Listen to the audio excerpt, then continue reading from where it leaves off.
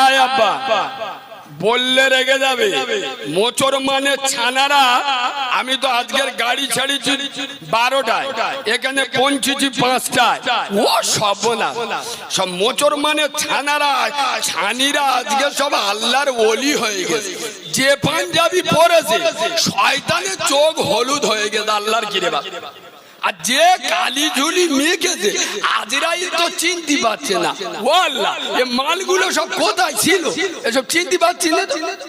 কি কায়দায় তঞ্জিলা, মর্জিনা, শেরিনা পরের মেয়েগুলো নিয়ে, আর মেয়েগুলো আল্লাহর কিরে বাপ সব 12 বাদালির ব্যাটে 13 বাদালি মোটর সাইকেলে এমন কায়দায় বয়েছে শয়তানও চোখ বুলু হয়ে যাচ্ছে।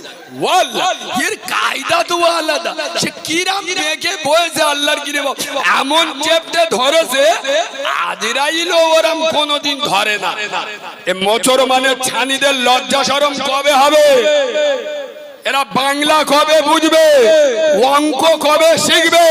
আরে তুমি মুসলমানের বাচ্চা, তুমি মুসলমানের ছানা বলে দাবি করো কি 29টা রোজা রেখে দিলে, 5 ওয়াক্ত নামাজ পড়লে, আর ঈদের দিনে তোমার 17 বছরের মহিলা, তোমার নিজের মেয়েটা ঈদের দিনে কোথায় আছে খবর আছে?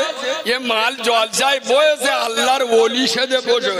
ওর মেয়ে এখনো ঘরে এসে কি খোদা ছাড়া কেউ জানে না। কি গো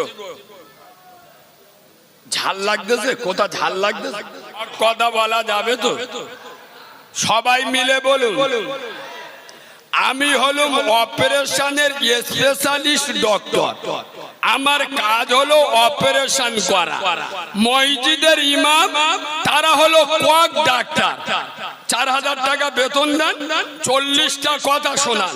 মানে ও যেন বাপের বোনাই, বুঝতে পারছেন? হ্যাঁ, ইমাম সাহেব 4000 বেতন দেবে, 400 কথা শোনাবে। মুরগি ছানা জবাই করতে দেরি হলি বলে আমাদের বাড়ি যা খাবার পালাটা পড়ুক, চোখ নীল করে। আরে হ্যাঁ, না না, ওই জন্য ওরা কিছু বলতে পারে না।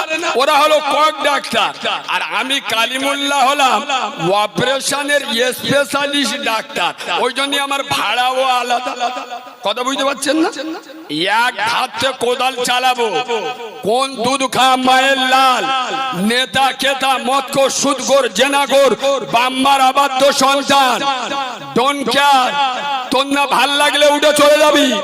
এটা রাসূলুল্লাহর মেম্বার, তোর বাবার দাদাগিরি চলবে না।